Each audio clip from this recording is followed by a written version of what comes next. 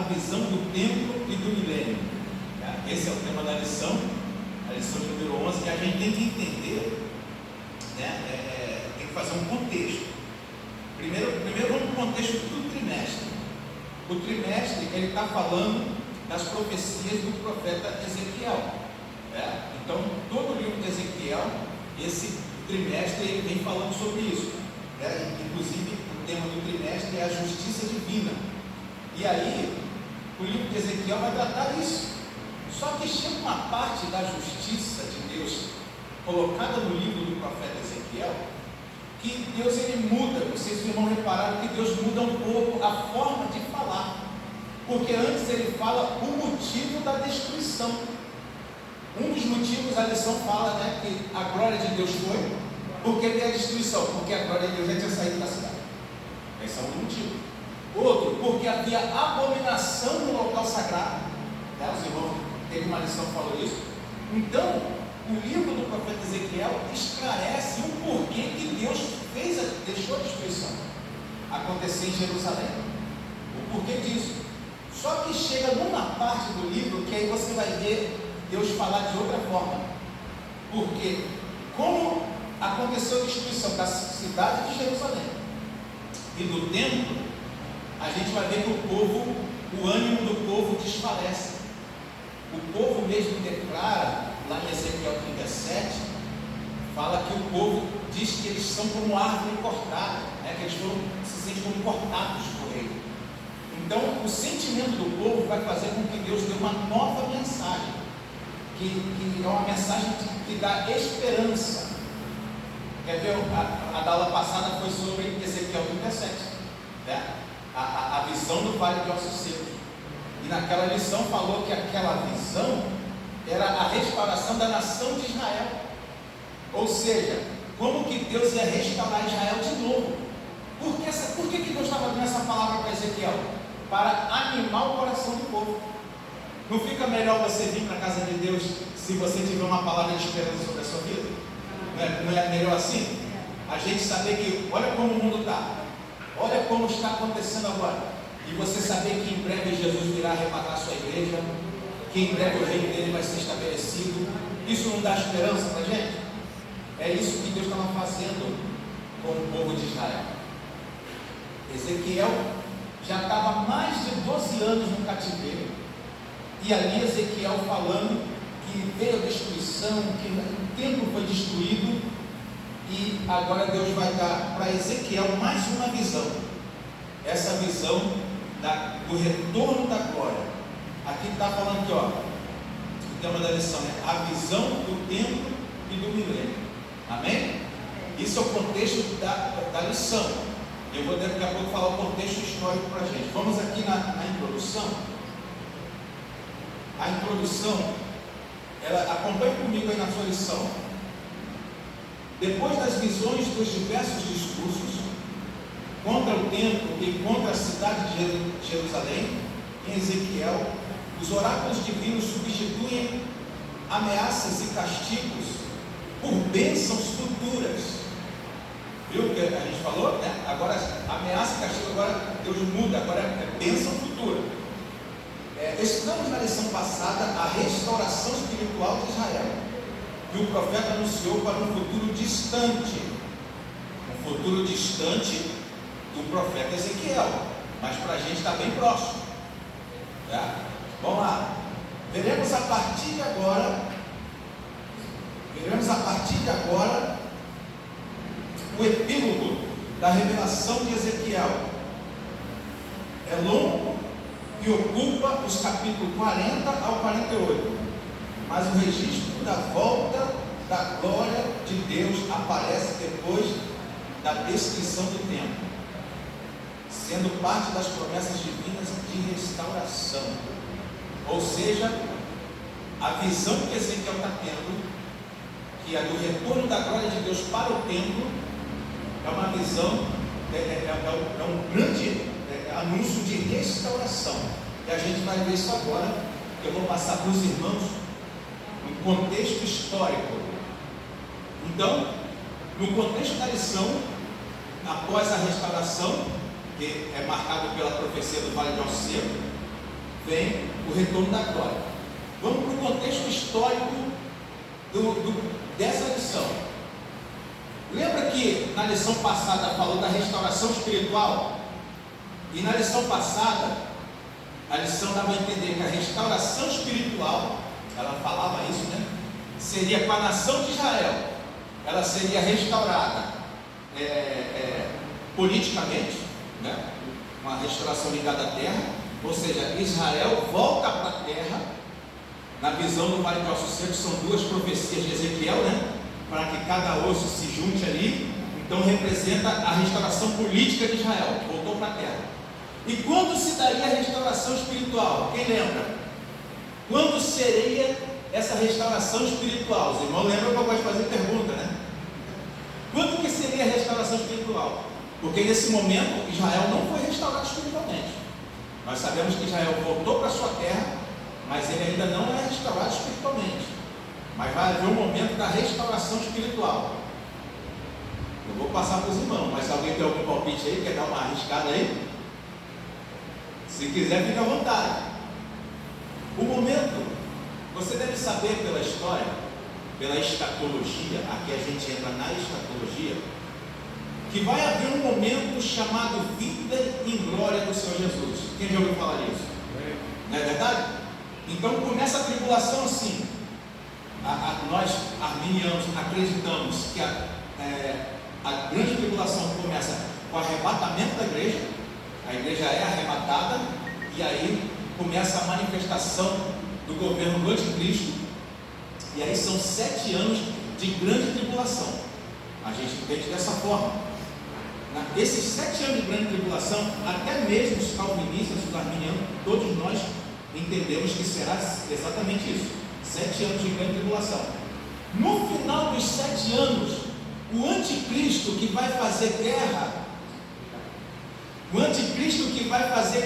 contra Israel, vai sitiar a cidade santa, Jerusalém, com as nações da terra. E aí nós vimos por Apocalipse que vai acontecer a vinda do Senhor, chamada vinda em glória. Apocalipse 1:7 fala que virá com as nuvens e todo o olho verá a vinda em glória do Senhor. Naquele momento acontecerá a restauração espiritual de Israel, que é a lição passada tratou. Mas essa lição de hoje vai falar do retorno da glória para o templo, que é a visão do templo e do milênio. Porque após a vinda em glória do Senhor Jesus, no final da grande tribulação, o que Jesus vai fazer? Será que ele vai vir salvar Israel, acabar com o exército do anticristo e voltar para o céu? Não, ele vai vir para governar. Amém? Amém? Nós conhecemos o período chamado de milênio, 1000 anos de governo terreno do Senhor Jesus. E nesses 1000 anos que Jesus vai governar, aí sim, o retorno da glória de Deus para o local dele, que a gente vai ver na lição, que é o templo. Amém? Mas para isso a gente vai entender algumas coisas, porque se você ver na história, não tem templo de Israel hoje. No lugar onde era o templo de Salomão, tem o que lá? Quem sabe? Essa eu vou deixar, essa eu vou falar, isso aí está na Bíblia, isso aí todo mundo tem que saber. Todo mundo não, né? Mas alguns irmãos devem saber disso. Quando você vê uma foto de Israel, o que se destaca na foto hoje?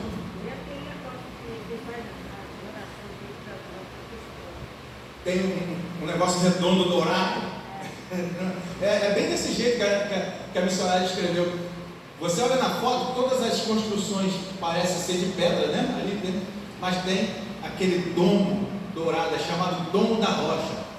Ali onde tem aquela parte ali, aquela construção, aquela ali é a mesquita, né? A principal mesquita, se eu não me engano é a mesquita de Omar. O domo da rocha, ela foi construída exatamente aonde era o templo de Israel, o templo de Salomão, tá? Foi ali. É domo da rocha porque ela foi feita em cima da rocha, segundo a tradição islâmica. Ela foi construída em cima da rocha aonde Isaac foi levado para ser sacrificado, que é exatamente aonde foi feito o templo. Tá? É desse jeito. Então, a história, a escatologia nos conta que será reconstruído o templo. E esse templo vai ficar por ali. Tá? Mas vamos aí na lição, para a gente entender melhor. O primeiro tópico é sobre o que vem depois da restauração. Então já sabemos que restauração está se referindo. A restauração espiritual de Israel. O que vem depois da restauração espiritual de Israel? Milênio, governo de 1000 anos de Jesus Cristo. Acontecerá após a restauração espiritual de Israel. Jesus desce do céu, é recebido, e agora ele vai ser recebido como Messias, não mais, né, como não vai ser uma pessoa qualquer, ele vai receber ele como Messias prometido lá no Antigo Testamento. Jesus vai e entra para a cidade, e ali ele vai governar, e ali ele vai se assentar no trono dele. Vamos lá. Ó, no primeiro subtópico aí, fala da porta oriental do templo, que está no verso 1 que foi lido, né? Vamos lá. Os capítulos 40 e 42, a 42, descreve o complexo do templo, com suas áreas, espaço, dimensões. Mas só no capítulo 43, do 1 ao 12, que a glória de Deus aparece. Na descrição do templo, Ezequiel é levado à porta que olhava para o caminho do Oriente. Amém? Quando se refere ao retorno da glória de Deus, o profeta volta a falar dessa mesma porta. A intenção do Espírito é fazer o destinatário original desses oráculos lembrar que quando a glória de Deus se afastou da casa de Deus, foi em direção ao Oriente, e que o seu retorno será pelo mesmo caminho. E aqui eu vou uma revelação profunda que os que gostam de escatologia vai sonhar agora. Uma revelação, não é uma revelação, né? Se já está escrito nos livros, não é revelação, né? Mas é uma revelação que foi dada a outros, né? Mas a gente vai compartilhar agora. Ezequiel, ele descreve na visão do retorno da glória, ele faz uma menção à porta oriental, que é uma porta que ela ficava de frente para o Monte das Oliveiras. Ela olhava para o Oriente, o Oriente hoje em dia, essa porta ela é selada, ela até o local dela existe ali, foi reconstruída, e a que foi reconstruída depois da porta original foi fechada. Então tem a marca no muro da porta lá. Só que aquela marca mesmo não é a original, é uma outra porta, mas é no mesmo lugar. Era chamada Porta Oriental, a porta que olhava para o Oriente, de frente para o Monte das Oliveiras. Tá? O Monte das Oliveiras era o monte onde Jesus costumava ir para orar. E, inclusive em Mateus 24, quando os discípulos estão com Jesus no Monte das Oliveiras, e eles falam do templo, porque o templo era imenso, eles falando do templo, e aí Jesus fala, não ficará ali pedra sobre pedra. Então a profecia de Mateus 24 é ali no Monte das Oliveiras, e Jesus está falando ali. Só que quando o profeta Ezequiel está relatando, ele fala que a glória de Deus vem sobre o Monte das Oliveiras, sobre o lado oriental. Ele não fala exatamente o Monte das Oliveiras, mas fala Oriente, e ela retorna pelo caminho do Oriente, passando pela porta oriental, e entra para o templo de novo. Só que a gente tem que lembrar que uma das aulas, foi a aula de número 4, se eu não me engano, na visão do profeta Ezequiel, a glória de Deus vai embora. A glória de Deus sai do templo e vai para o Monte das Oliveiras, passando pela porta oriental, e no Monte das Oliveiras a glória sobe para o céu, ou seja, a glória foi embora. Tem algum fato na história que lembra a ida da glória embora? Ah, que maravilha! Nossa irmã ali, estudiosa de teologia, já mandou aqui, né? O que aconteceu quando Jesus ele ressuscitou? Ele aparece no cenáculo que era dentro de Jerusalém, e ele, várias ocasiões ali, ele aparece, mas tem uma ocasião em Atos capítulo 1, Jesus vai para o Monte das Oliveiras. E lá no Monte das Oliveiras, Jesus está falando com os discípulos, e ali mesmo ele sobe ao céu. Ou seja, a glória foi embora. Olha a visão do profeta Ezequiel. Só que no milênio, aonde que Jesus vai descer na vinda em glória? Quem sabe? No Monte das Oliveiras. Como eu sei? Apocalipse não, é Zacarias. E aí eu peço perdão que eu não trouxe o versículo. Zacarias fala que ele descerá e ele pisará o Monte das Oliveiras. E o monte vai se fender no meio, né? Vai abrir. Então Jesus vai descer ali. Olha a glória, olha a visão do profeta Ezequiel. O retorno da glória no milênio. Vinda em glória, Jesus desce no Monte das Oliveiras. Quando ele sobe, lembra que é Atos, os anjos falam para os discípulos: esse mesmo Jesus que viste subir, descerá do mesmo jeito que viste. Como vai ser? Dá para saber. Ele não subiu igual a igreja vai ser patada, foi assim, foi subindo, falando e subindo, subindo. Vai ser do mesmo jeito, descendo. Né? Eu posso arriscar um palpite. Vamos arriscar um palpite?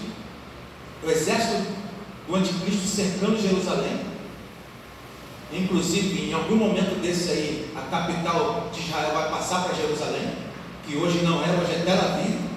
Mas em algum momento desse ela passa para Jerusalém. Em algum momento desse começa a reconstrução do templo. E com a tecnologia de hoje, a reconstrução vai ser assim. Não vai ser 40 anos como foi o templo de Herodes. Vai ser você olha de manhã, de tarde já está. Vai ser mais ou menos isso.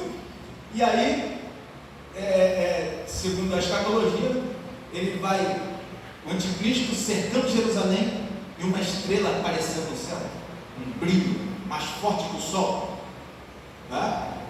Aparecendo no céu, e aí descendo sobre o Monte das Oliveiras. Imagina isso. Consegue imaginar o dia da revelação, tá? Aonde Deus vai se revelar para a humanidade? Vai ser nesse dia, irmão. Aonde Deus vai se revelar para a humanidade, tá? Apocalipse é o livro da revelação, mas eu acredito que é o livro da revelação porque é a revelação de Deus à humanidade. Eu acredito dessa forma. Sim, não, pode falar. Zacarias 14, versículo 4 a 9, Jesus vai descer no Monte das Oliveiras. Isso aí. É Zacarias, vou falar no microfone porque está gravando ali, aí sai. É Zacarias 14, não é isso? Do 4 ao 9. Muito interessante isso, viu? Ele descerá sobre o Monte das Oliveiras. Olha só que coisa linda.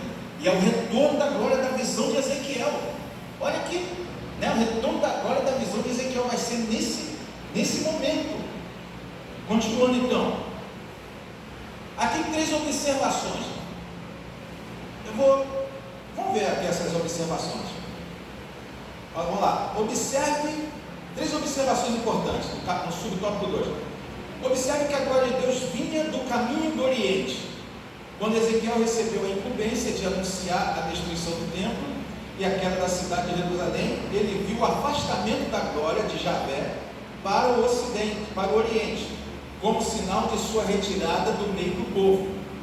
O profeta já tinha visto isso na revelação inaugural, a revelação de Ezequiel 1:24. Amém, meus irmãos?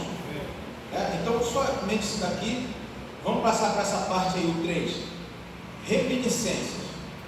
Tá? Reminiscências são lembranças, tá bom? Lembranças. Vamos lá.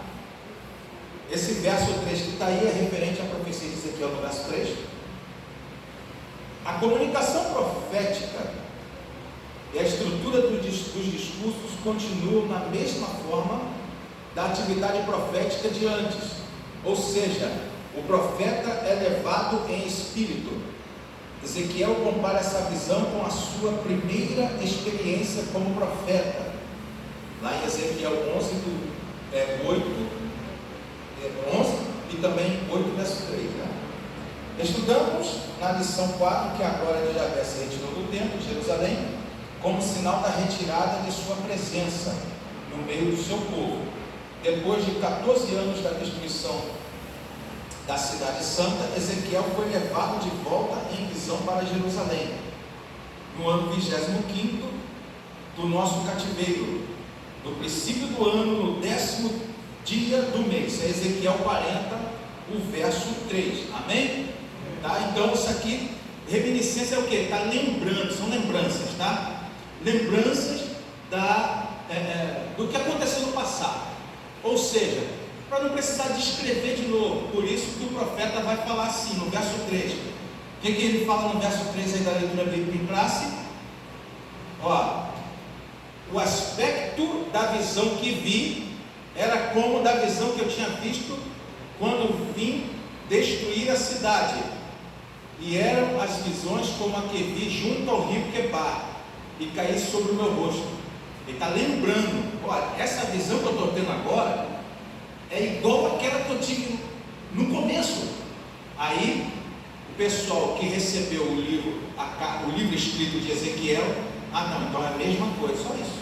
Tá? Por isso o nome é reminiscência, para lembrar disso aí, para ele não precisar explicar tudo de novo, né? Continuando então, agora vamos numa parte super interessante aqui, super interessante. Se gerar algumas perguntas, os irmãos me ajudem, por favor. O templo do milênio. Ó, há um contraste entre o que o profeta viu quando foi levado em visão ao templo de Jerusalém e o que ele vê nessa última visão. Amém? Primeiro subtópico: um templo diferente. Opa, por que templo vai ser esse? Vamos lá. Que templo é esse? Não aparecem nele peças e utensílios próprios do tabernáculo e do templo de Salomão. Amém? Utensílios: os pães da proposição, a mesa do holocausto, o candelabro. Por que não aparece no templo que Ezequiel está vendo? Quem sabe? Quem deu uma lida na lição durante a semana?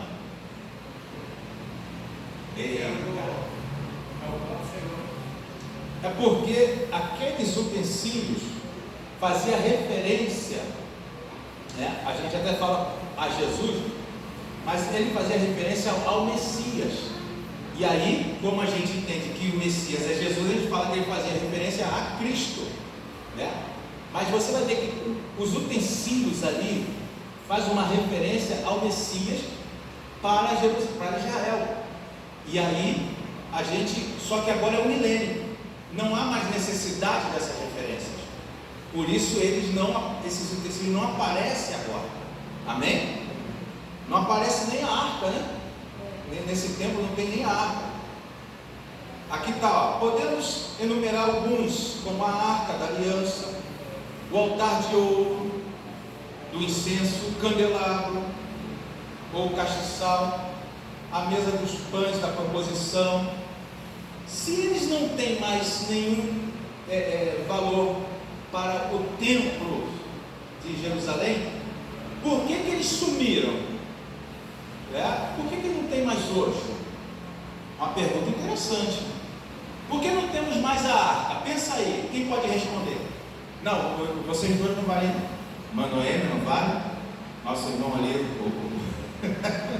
nosso irmão Edson não vale. Por que não temos mais a arca hoje? Eu gosto que o Joca responde.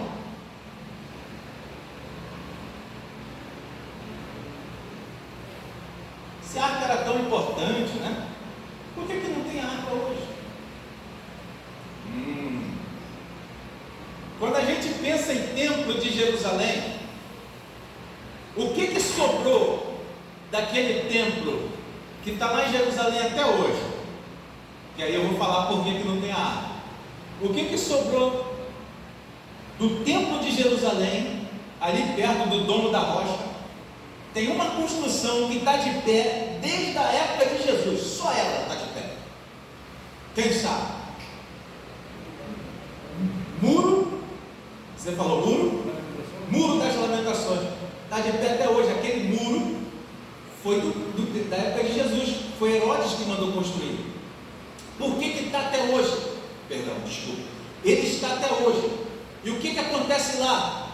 Todo dia acontece naquele muro, todo dia. O nome é Muro das Lamentações. Todo dia tem oração no muro, todo dia é visitação no muro, todo dia acontece tudo isso no muro. Imagina se a arca tivesse hoje. Ia ter crente lá, não é verdade? Então você vai vendo por que Deus permitiu sumir algumas coisas. O muro da lamentação está lá porque o general Tito, ele mandou deixar uma parte do muro, para que se lembrassem do que ele fez. Essa foi a ideia dele. E claro, com permissão de Deus, que só por causa, porque Deus permitiu, ele fez isso. Mas o resto acabou tudo. Continuando então. Está vendo? Um templo diferente. Comparando com o que se conhece da casa de Deus em Jerusalém e do tabernáculo, pode-se dizer que é um templo atípico, ou seja, diferente, visto que o tabernáculo e o templo, com toda a sua estrutura de funcionamento, rituais, peças e sacerdotes, apontavam para Cristo, e tudo isso se cumpriu nele. Amém? Se não tem templo hoje, em algum momento esse templo vai ser reconstruído, tá? E quando ele for reconstruído, os irmãos sabiam que já tem organizações para a reconstrução do templo? Tem. Em Jerusalém, em Israel tem. Tem organizações que já tem separado até liturgia para sacrifício, famílias para sacrificar, já tem tudo separado. Só está faltando agora um financiamento.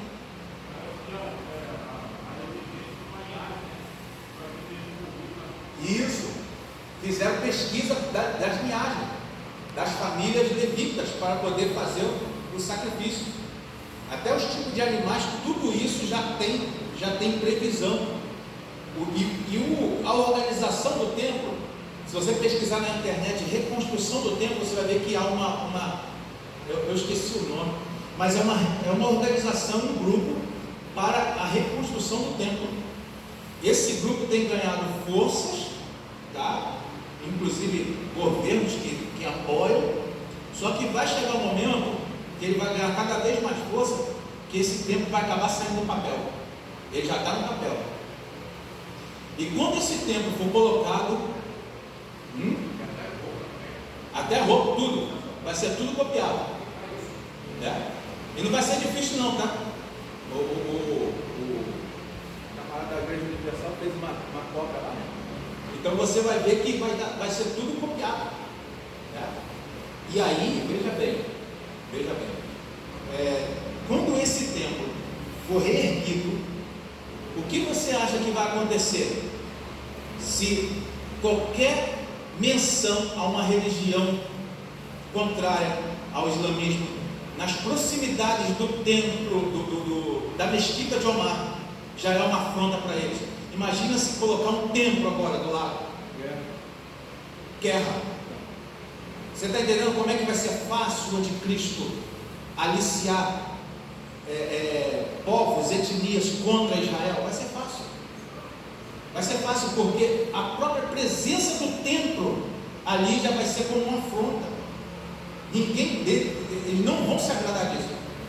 O Alcorão, ele prevê uma luta final entre judeus e árabes. O próprio Alcorão prevê isso.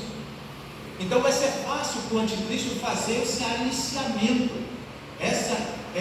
organizar essa luta armada. Em 1948, quando Israel volta para a terra prometida, irmão, me dá um toque no tempo. Quando ele volta para a terra prometida, o que eles encontram lá? Os árabes morando, os palestinos. Quando eles voltam, e todo mundo que era palestino perdeu casa, áreas de lazer, tudo se perdeu, porque os judeus agora reocuparam os seus locais. E aí, não sei dizer se foi assim, mas suponho que foi desapropriar as casas. E os palestinos aceitaram isso? Não, até hoje. Até hoje, muitos jovens palestinos arrumaram grupos extremistas para lutar contra Israel.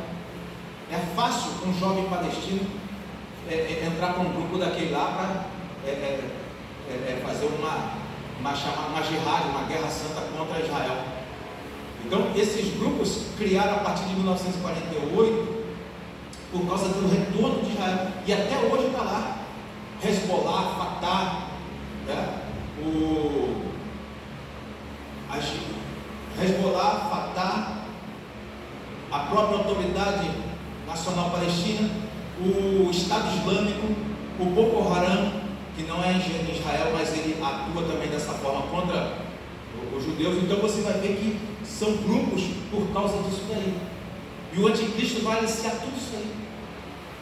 Povos árabes todos. E o islamismo é a religião que mais cresce no mundo atualmente. Então você já fica ciente como que vai ser as coisas. Tá? A Europa, né? É, exatamente.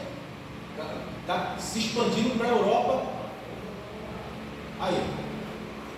E os países que têm armas nucleares, muitos deles vão passar para o Islã. Tá? Então, vê que o cenário ele vai se caminhando, ele vai indo dessa forma. Continuando então, um tempo diferente. Ó, uma dispensação diferente. Isso aqui também é interessante. Ó, o último bloco do livro de Ezequiel, capítulo 40 ao 48, foca o novo templo, a nova forma de adoração a Deus e a partilha da terra santa entre as tribos de Israel. Tudo isso aponta para o milênio, o reinado de Cristo de 1000 anos, anunciado pelos profetas. Aí tem a relação, né, o anúncio. Há muitas interpretações sobre o templo de Ezequiel. É extremamente difícil separar o literal do simbólico. Sabemos que esse templo do milênio, sabemos que esse é o templo do milênio, mas como Jesus já foi sacrificado por nós, seria necessário sacrifício de animais? É uma pergunta, né? Se Jesus já foi sacrificado por nós, seria necessário nesse templo do milênio sacrifício de animais? Não, não seria. Mas vamos lá. Na visão de Ezequiel mostra que vai ter sacrifício de animais. E aí eu vou trazer uma teoria muito interessante. Fala. Os samaritanos que existem hoje, até hoje eles fazem essa parte do sacrifício. Porque eles não acreditam. Não.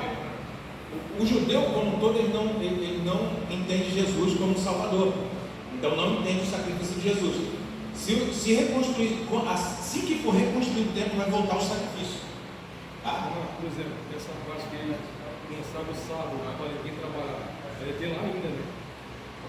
O sábado, sim, vai voltar todo o aspecto da lei vai voltar. Tá? Inclusive a guarda do sábado, a ideia é voltar tudo. Tá? Bom, aqui é o seguinte, irmãos. Esse vai ser o templo do milênio. Lembra que esse templo, quando Jesus vir, ele não vai ser destruído, o templo que eles vão reconstruir. Quando Jesus retornar em glória, o anticristo não vai conseguir invadir Jerusalém, então não vai destruir nada, e aí Jesus vai governar nesse templo. E esse templo, aonde vai ter a presença de Cristo, não vai ser necessário nenhum dos utensílios do templo de Salomão, nem do tabernáculo, e aí Jesus vai reinar ali, um reinado no tempo do milênio. Amém? Vai retornar o sacrifício, vai ter, não haveria necessidade, como bem o irmão falou, tá? E a gente nesse tópico agora vai falar o porquê do sacrifício, porque Deus vai receber sacrifício. Opa, peraí, o irmão já tocou heresia aí agora. Quer dizer que Deus vai receber sacrifício? Que negócio é esse? Se Jesus já foi feito sacrifício. Vamos para essa teoria aí agora, muito interessante.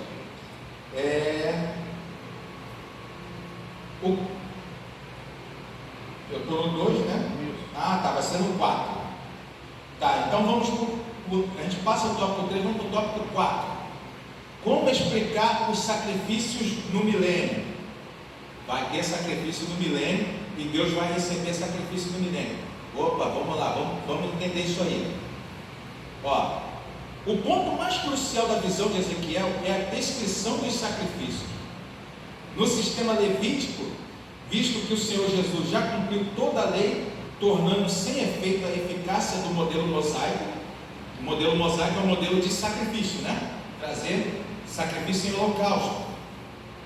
O apóstolo Paulo usa uma metafórica linguagem do sistema de sacrifício do Antigo Testamento para o culto e o serviço cristãos, tá? Conforme relata aí os textos.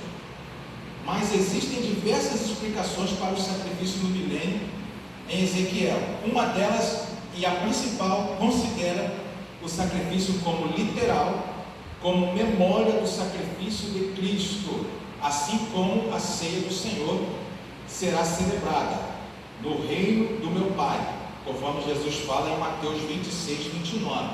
Então, segundo o comentarista aqui da lição, como que vai ser por que vai ter sacrifício? Segundo o comentarista da lição, porque vai ser um memorial, um simbolismo, como a gente tem a ceia hoje, como um memorial em simbolismo ao sacrifício de Jesus. E no tempo do milênio haverá sacrifício também simbolizando o que Jesus fez na cruz. Esse é bem pertinente, né? Dá para até entender dessa forma, porque imagina se todo mundo que tem pecado levar um animalzinho para sacrificar. Vai acabar o rebanho vai acabar o rebanho do planeta, né? Somos 8 bilhões de habitantes no mundo, vai acabar o rebanho né? Mas vamos lá. O sacrifício no tempo do milênio vai ser um tempo diferente. Por quê? O sacrifício de Jesus, e aqui eu estou trazendo uma teoria junto a que já tem na lição. O sacrifício de Jesus é para a dispensação da graça. Mas só que agora a gente está falando de outra dispensação, milênio. Amém? Nós tivemos dispensações na Bíblia. O que são dispensações? É um período de tempo em que Deus prova o relacionamento do homem para com Ele, a obediência. Nós temos, Ele faz aliança com o homem e prova nessa aliança. Dispensação da inocência, Adão e Eva. Deus não provou o relacionamento de Adão e Eva com Ele? Qual foi? A prova foi aonde? Na árvore do conhecimento do bem e do mal. Deus deu obediência, você não pode tocar nessa árvore. Aí falharam. Dispensação da lei. Deus fez aliança, não fez? Com o povo dele. Qual foi a aliança? Dispensação da lei. Então a aliança foi a lei. Deus fez a aliança na lei, falando para ele, a prova foi a lei. Vocês têm que cumprir isso e isso. Ninguém conseguiu, obviamente. Dispensação da graça é a que a gente está vivendo. Nessa dispensação, Deus fez aliança com a gente? Fez. Qual é a aliança que Deus fez? Onde Ele prova a nossa obediência? É feito bem aqui, Eu lembro muito bem. Nesse lugar aqui, a gente coloca uma mesa, não é isso? Ainda hoje é assim, né? E aqui, nessa mesa, a gente vem, os obreiros lavam as mãos. E aí, o que é servido para o povo aqui? O corpo e o sangue do Senhor, o cálice, o pão, amém? E é servido, então, a aliança do tempo da graça é pelo sangue, o corpo e o sangue do Senhor, é a aliança hoje. Deus prova a nossa obediência nessa aliança, amém? Não é verdade? Quem não come do meu corpo, lá em João 6, né? Quem não come do meu corpo, não bebe do meu sangue, não tem parte comigo. Então a gente é provado nessa aliança, tá? Se alguém aí está pensando assim, não vou tomar ceia, então, se alguém está pensando isso, cuidado, hein?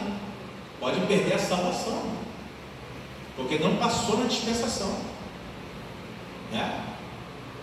Tem gente que, se tivesse no jardim do Éden, não ia comer da árvore. Se tivesse no tempo da lei, ia cumprir os rituais. Mas no tempo da graça não consegue tomar ceia. Qualquer coisinha não vem para a casa do Senhor, não toma ceia. Meu Deus do céu, que coisa é essa? Jesus fez tudo, irmão. Já morreu por nós, é facinho, é só vir. É só vir. E tomar ceia também não pode ser de qualquer maneira, né? Não pode ser, vou lá, não. Tem que entender o que está fazendo. Amém? Tá bom? Então, como que vai ter sacrifício no tempo do milênio? O tempo do milênio vai ser outra dispensação. Não é mais a dispensação da graça. Então, vai ser necessário sacrifício, tá? Porque a quem foi salvo pela graça já foi salvo. Só que agora é um novo tempo. No tempo do milênio, a prova da obediência vai ser de outra forma. Vamos lá. Eu vou ler um texto aqui. Vou pedir que você abra sua Bíblia em Apocalipse 19, verso 15. Quem pode ler Apocalipse 19, verso 15? Abre aí na sua Bíblia. Quem achar pode ler. Governo de Jesus no tempo do milênio.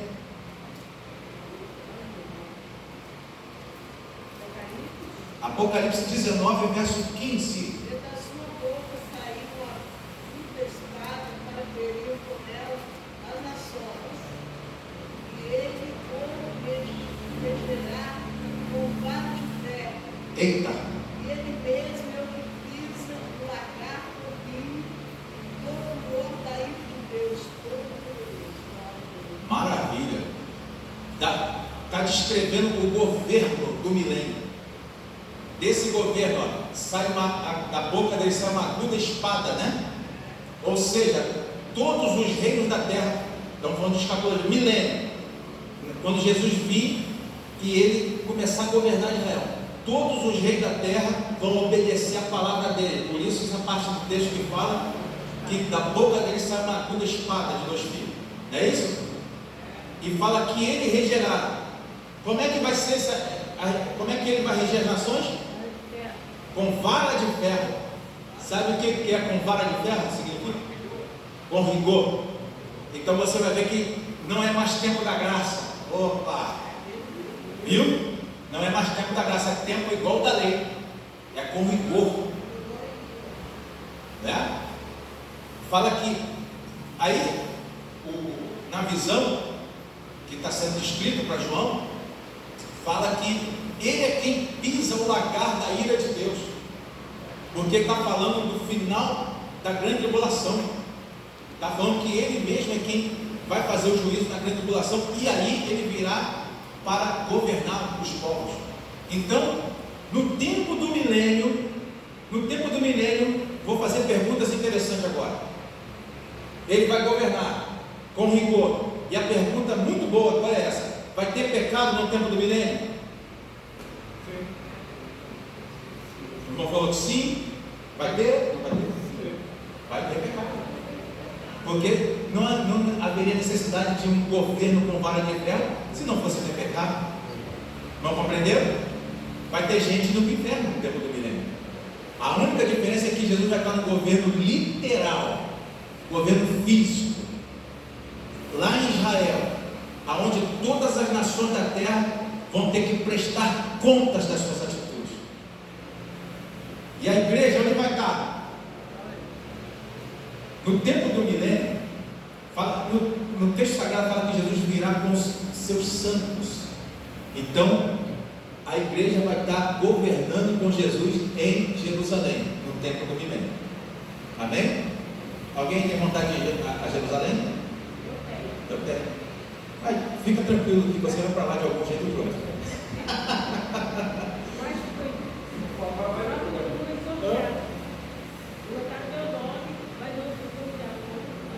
Ah, tá. Exatamente. Vai como autoridade. Vocês sabiam? Tem gente que está achando que depois que acaba o seu tempo na terra, que o céu vai ser chato. Quem está achando? Tem gente que acha que a eternidade, glória, santo, vai ser só isso não.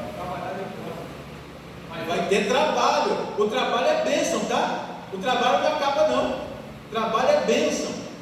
A igreja vai estar trabalhando tanto no tempo do milênio, como a Bíblia fala que nós vamos governar com Deus. Imagina, Jesus quer mandar uma comitiva lá para os Estados Unidos para ver o que eles estão fazendo lá com as armas nucleares lá. Aí vai lá e escala você fazer parte dessa comitiva. Vai ser recebido com honras de Estado, né? Só que no tempo após a nossa subida ao arrebatamento, vai ter o chamado Tribunal de Cristo. Quem já ouviu falar em Tribunal de Cristo? Onde vai ser distribuído os prêmios, que a Bíblia chama de galardões. Você está achando que vai ser uma coisinha para você botar assim na parede, igual do YouTube, né? Que a pessoa bota lá na parede, é meu prêmio aqui, ó. Sou youtuber de 15 milhões de seguidores. Não vai ser isso não. Prêmio, quando a Bíblia fala, é cargos de trabalho, funções, tá? Vai ser, porque você foi fiel no pouco, mas vai ser colocado sobre o muito. Então vai receber autoridade sobre você. E aí o teu nome vai ser junto com o seu. Eu estou falando aqui, né? Já estou entrando em outra área que eu não vou parar por aqui, senão daqui a pouco a gente muda aqui o foco. Mas os galardões vão ser distribuídos para a igreja de Jesus. Quem foi fiel na terra, quem buscou, né, o reino de Deus, vai receber a autoridade do Senhor, tanto no milênio como na glória futura. Vamos lá então? Por isso vai ter sacrifício, né, no tempo do milênio. Vamos ver aqui, ó, santidade e glória. Essa é a última parte. Vamos lá. Primeiro aqui, ó, a glória de Deus volta ao templo. O Espírito Santo levou Ezequiel para o átrio interior do templo, como havia feito anteriormente. Vimos isso na lição 4.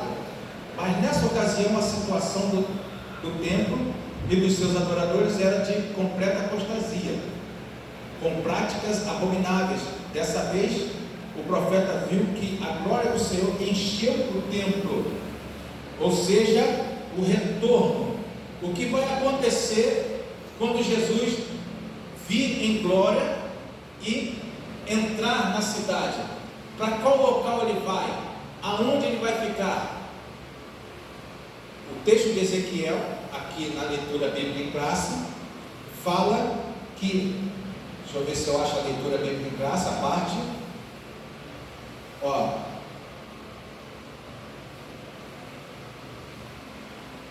no verso 7, ele me disse: filho do homem, este é o lugar do meu trono. Está se referindo ao templo. Então, quando Jesus vier em glória, ele vai para onde?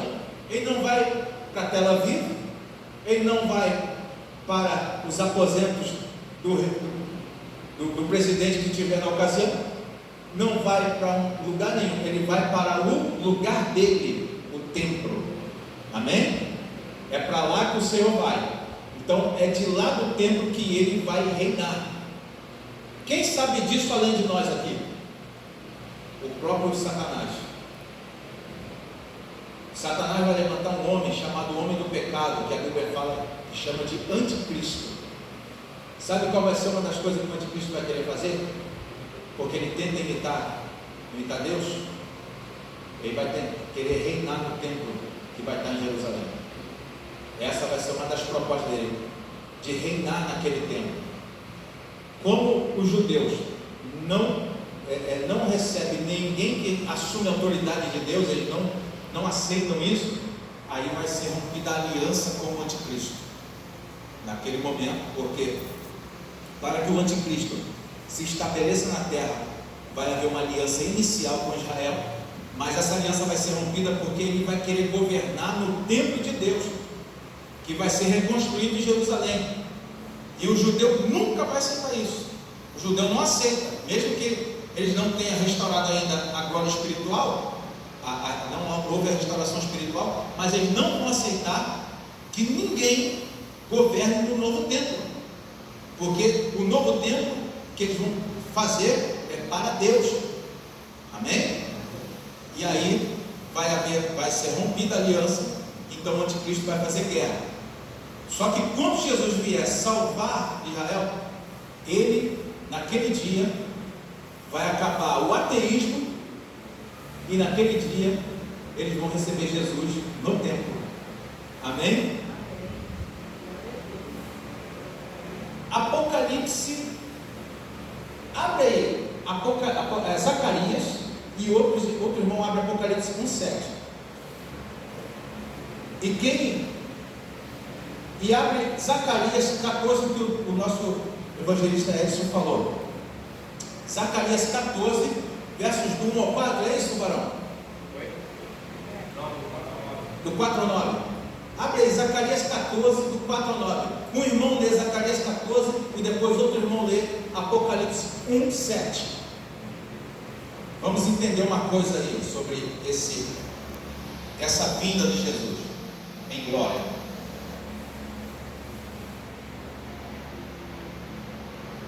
Quem pode ler? Primeiro Zacarias 14.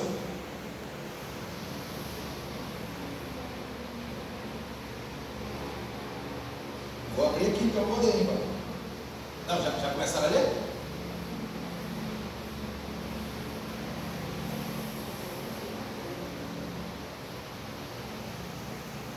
Zacarias 14, do 4 ao 9.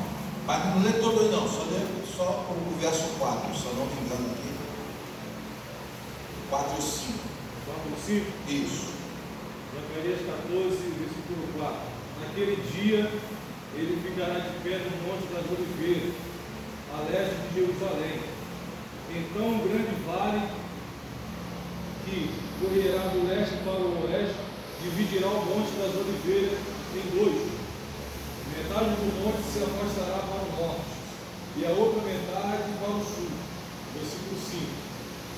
Vocês fugirão da cidade para esse vale, que irá até Azal. Fugirão como os antepassados de vocês fugirão, quando houve um terremoto no tempo do reinado de Uzias, rei de Judá. Então o Senhor, meu Deus, virá com todos os seus anjos. Isso, pode ler o 6, por favor. E eis que vem fora do mundo de todo que pode moderar, até mesmo o que transpassaram, e todas as tribos da terra se lamentarão por ele. Sim, amém. Isso, esse é a Apocalipse 1,7.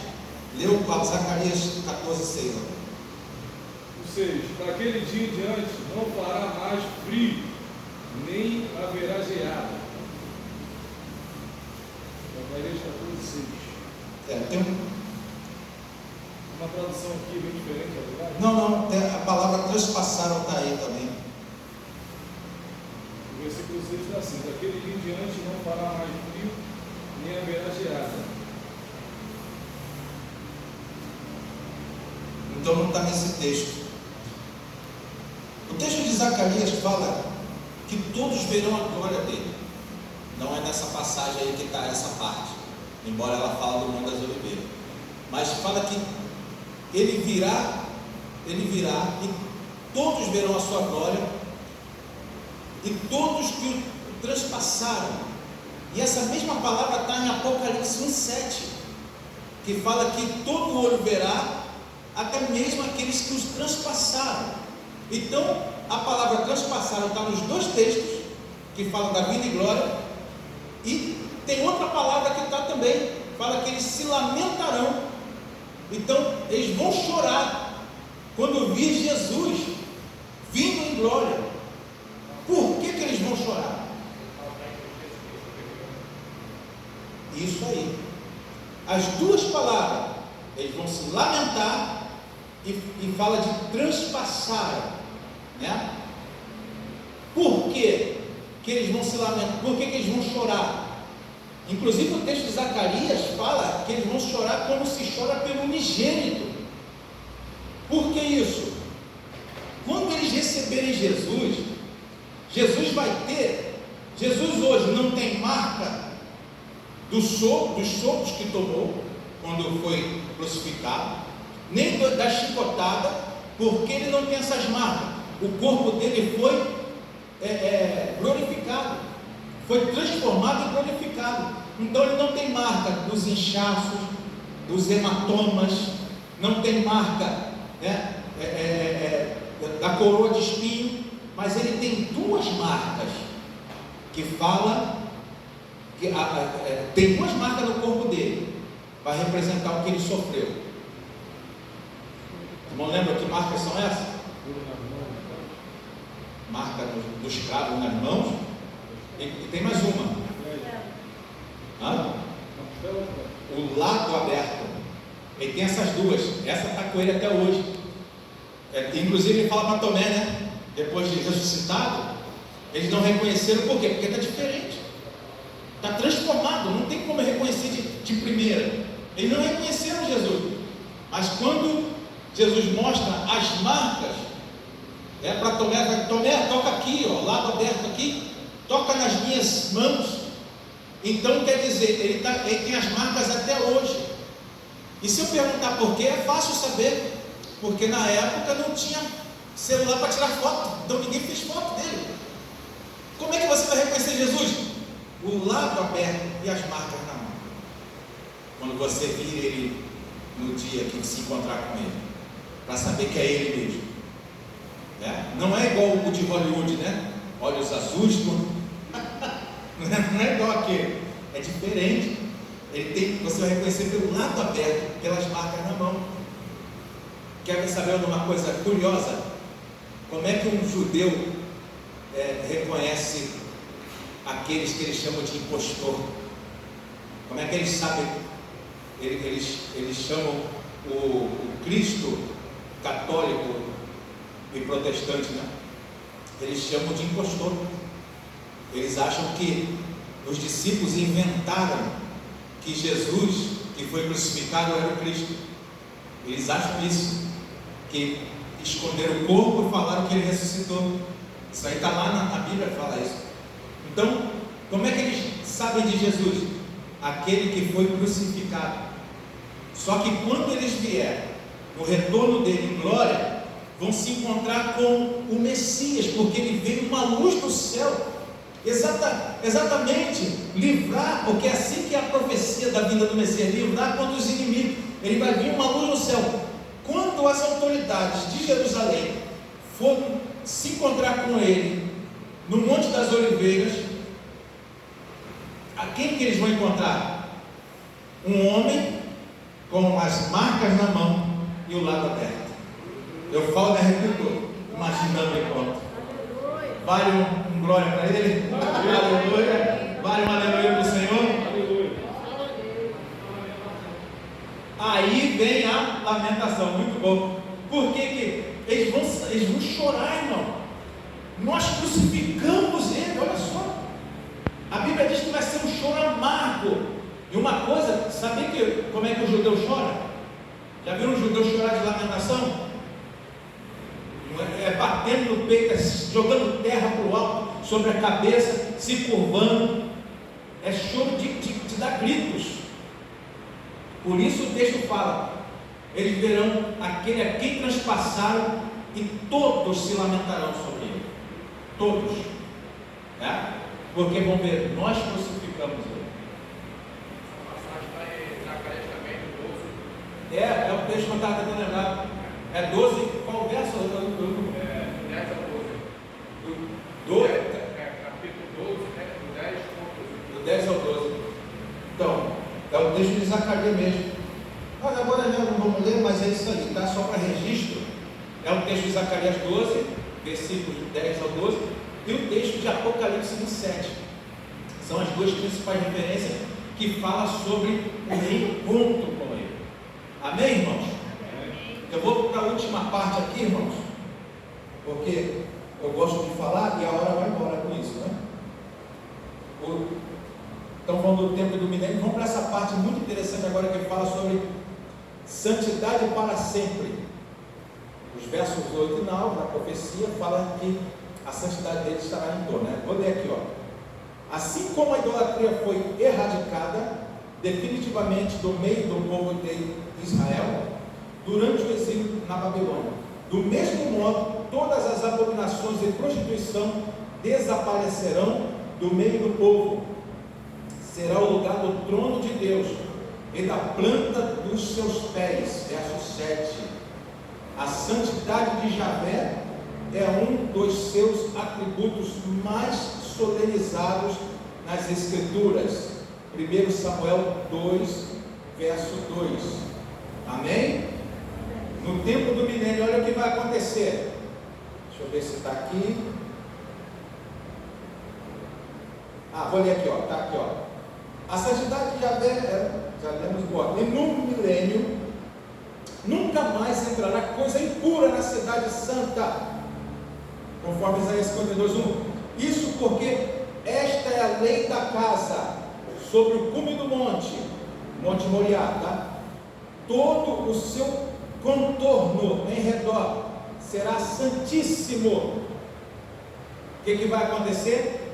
Jesus vai entrar no templo e não haverá pecado ao redor do templo, ou seja, dentro da cidade de Jerusalém. Por que é necessário dizer isso? Lembra que a gente falou que no tempo do milênio vai haver pecado no mundo? Vai haver pecado no mundo. Só que ao redor da cidade de Jerusalém não haverá pecado. E por que será? Será que vai ter polícia guardando? O que os irmãos acham? Será que vai ter uma guarda armada em volta do templo para falar assim, ó, você está vindo para cá, você está em pecado, hein? Vai para lá. Não vai ser assim. Está vindo um grupo para oferecer sacrifício. Opa, você lá, ó, você desrespeitou teu pai e tua mãe, está em pecado, ó, não vai ser desse jeito. Sabe como vai ser? Lembra que o tempo do milênio vai ser um tempo semelhante à lei, onde ele vai reger com vara de ferro? A santidade de Deus não é igual à nossa. Os irmãos sabem disso, né? É uma santidade diferente. A nossa santidade é um processo chamado de santificação. Nós somos pecadores que estamos nos santificando. Essa é a nossa santidade, tá? Para eu e você estar de pé cada dia na presença de Deus, tem que estar todos os dias buscando Ele. Amém? Tem que amar a presença dEle. Todos os dias estar aos pés dEle. É assim que funciona a nossa santidade. Mas a de Deus não é assim. A de Deus é uma santidade diferente. Lembra que quando Moisés pediu para ver a glória de Deus, o que Deus falou para Moisés? Não há homem que veja a minha face e viva. Lembra quando Isaías viu o trono, o que ele falou? Ai de mim que vou perecendo, porque eu vi a glória. A santidade de Deus é essa, ela destrói o pecado, né? A gente estava conversando ali na mesa do café, e o pastor Vinícius falou um negócio muito interessante, porque com esse corpo não tem como entrar na presença de Deus. Está entendendo? Quem é que vai estar no templo, no período do milênio? Quem é que vai estar governando lá? Não é o próprio Deus? Não é o próprio Senhor Jesus Cristo glorificado? Porque Ele vai descer como uma luz do céu, né? Ele vai estar glorificado. Você acha que vai chegar alguém em pecado perto dele? Vai ser fulminado. No entorno do templo não haverá pecado, vai ser terra santíssima. A Bíblia classifica, no hebraico tem classificação entre santo e santíssimo, né? Tanto que havia o local santíssimo e o local santo. Amém? A cidade vai ser santa, mas no entorno do templo vai ser santíssimo. Não vai ter como chegar em pecado, não vai precisar de guarda, de polícia, nada disso. É só porque a glória de Deus está lá. Chegou em pecado, não dá para passar para lá, porque a glória está no entorno. Vocês vão compreender?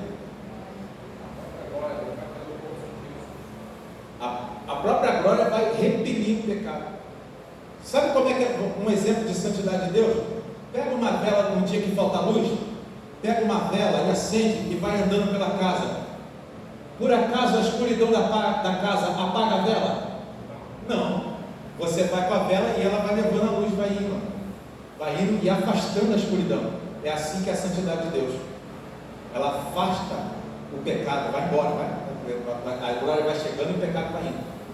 Amém? Ele vai entrar na cidade santa, vai estar no templo, né? E aí a glória dele vai residir ali. Amém? Glórias a Deus por isso. Que maravilha. Eu fico feliz em poder compartilhar essa lição, esse conhecimento com os irmãos. Vamos para a nossa conclusão aí, tá, meus amados? Antes tem uma parte aqui. Ô Marão, me fala aí qual o tempo eu tenho. Você, meu Deus. Mais? Vocês? Então tá bom.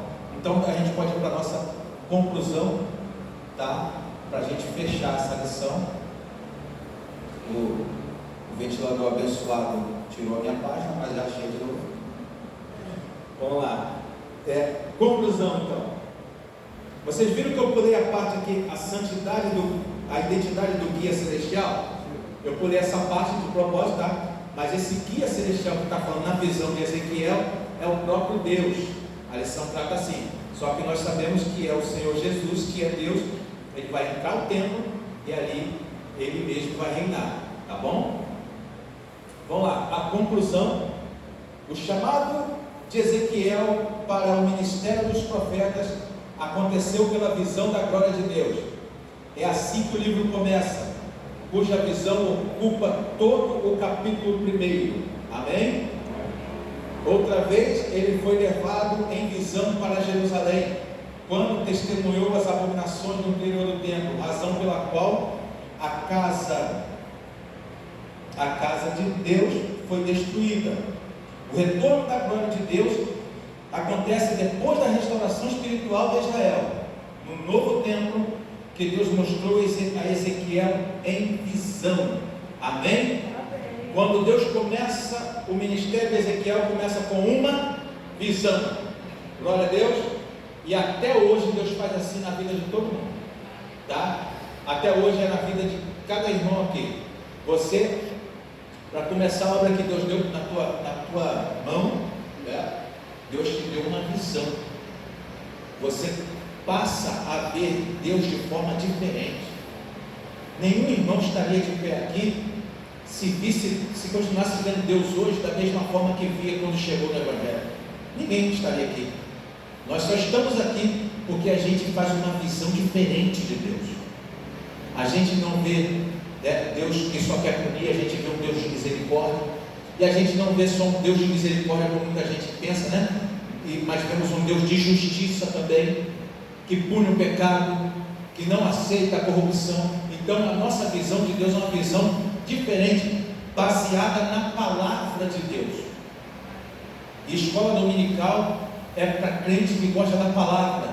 E aí você, com base na palavra, faz uma nova visão de Deus, né? Faz a experiência que Deus vai te dando. E aí Deus ele vai fazendo uma obra diferente na sua vida. Amém? O livro do profeta Ezequiel descreve isso, e foi isso que nós vimos aqui nessa manhã. Tá bom? Para nossa, recapitulando, vimos a glória de Deus no texto. Glória a Deus. Acho que já foi. Ele dá o tempo certinho, viu? Acabou o tempo. Acabou o tempo, aí acaba o microfone também. Para ele parar de falar logo, poxa, acaba logo esse negócio. Então vou fechar aqui para os irmãos. Pode deixar agora, vou fechar aqui. Não, aí tu pode pausar. A gente, quando nós vimos na lição, ele faz a glória de Deus, volta para o templo, né, através do Senhor Jesus Cristo, e ali começa um milênio. Nesse milênio, aleluia. E nesse milênio, o Senhor Jesus ele vai governar com vara de ferro, porque haverá pecado, tá? E aí nós vamos encerrar essa escatologia por aqui, porque senão daqui a pouco vamos falar da soltura de Satanás, Gog e Magog, e todo aquele negócio, e vamos terminando aqui esta aula. Amém? Deus abençoe, irmão. Peço que continue orando pela minha vida, né? Foi uma parte aí de escatologia que eu espero ter facilitado o entendimento, porque a escatologia é muito difícil, né? Tá? Quero agradecer a oportunidade de retornar.